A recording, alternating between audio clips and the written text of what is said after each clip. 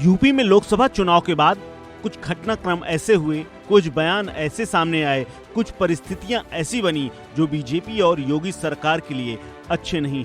लगातार नेताओं के बयान, पार्टी में बढ़ती हुई दूरी, पार्टी में गोलबंदी, यूपी में घटती लगातार घटनाएं योगी सरकार की मुश्किलें बढ़ा रही हैं। खास बात यह है कि अब यूपी के बारे में तमाम बातें सीधे तौर पर आला कमान को पहुंचने लगी, वो भी सहयोगी दलों के माध्यम से।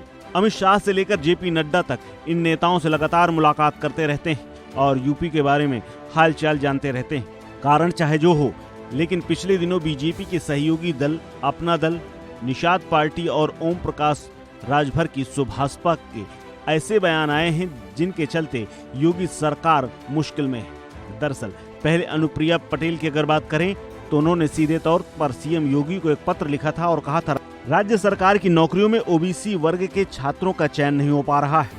उनकी शिकायत ये थी कि इंटरव्यू में उन्हें पास नहीं किया जा रहा। इसके अलावा उन्होंने 69,000 शिक्षकों की भर्ती के मामले में भी ओबीसी अभ्यर्थियों के साथ गड़बड़ी का आरोप लगाया था। अनुप्रिया ने अपने पिता स्वर्गीय सोनीलाल पटेल की जयंती पर योगी सरकार पर आरोप लगाया था। उनका ऐसा कहना इसलिए भी चुभने वाला था क्योंकि अखिलेश यादव और राहुल गांधी ने भी चुनाव प्रचार में लगातार संविधान बदलने की बात कही थी और ये सीधे तौर पर आरक्षण से जोड़ दिया था। राहुल और अखिलेश ने साफ तौर पर संविधान बदलने के बाद आरक्षण छीनने का डर दिखाया था। अनुप्रिया पटेल ने अब यही कहना शुरू कर दिया है कि ये मसला मैंने पहले भी उठाया था लेकिन समाधान नहीं हुआ। इसका नुकसान सरकार को लोकसभा चुनाव में उठाना पड़ा। यानी सीधे तौर पर योगी सरकार और बीजेपी को दोषी ठहरा दिया। वहीं दूसरी तरफ निषाद पार्टी के अध्यक्ष संजय निषाद ने राज्य सरकार पर आरोप लगाया जिसके चलते निषाद वोट कम मिले। उन्होंने कहा कि लंबे समय से निषाद समाज को अनुसूचित जाति में आरक्षण देने की मांग लंबित पड़ी है। इस समुदाय ने 2019 और 2022 में बीजेपी को वोट किया था लेकिन सरकार ने उन्हें गंभीरता से नहीं लिया और अब एक वर्ग उनसे छिड़क गया है। इसीलिए लोकसभा में पिछड़ों का वोट कम मिला। इसी तरह ओम प्रकाश राजभर ने भी मोदी और योगी के नाम पर पड़ने वाला वोट कम पड़ने की बात कही थी। उन्होंने कहा था कि सुभाषपा का काडर और वोटर ने तो एनडीए उम्मीदवारों को ही समर्थन दिया लेकिन बीजेपी का वोट ही कम हो गया।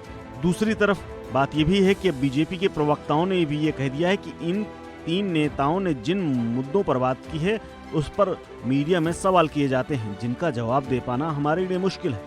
इकोनॉमिक्स टाइम्स के अनुसार ये जानकारी प्रवक्ताओं ने संगठन मंत्री बीएल संतोष को मीटिंग में दी और 2 दिनों के यूपी के दौरे में जब वो आए थे इस दौरान उनकी मुलाकात भी हुई।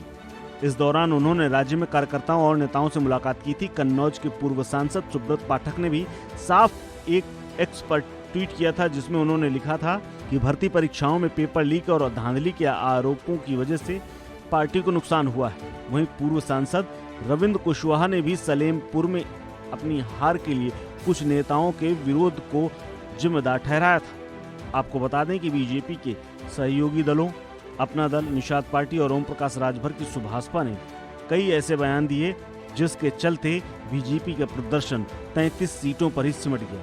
इसी तरह 2019 में उनके पास 62 सीटें थी लेकिन अब इस बार 29 सीटें कम मिली हैं। इसके लिए मंथन का दौर जारी है और सिर फुटौल भी शुरू हो गई है। इस खबर में फिलहाल इतना ही। अपडेट्स के लिए बने रहिए वन इंडिया हिंदी के साथ।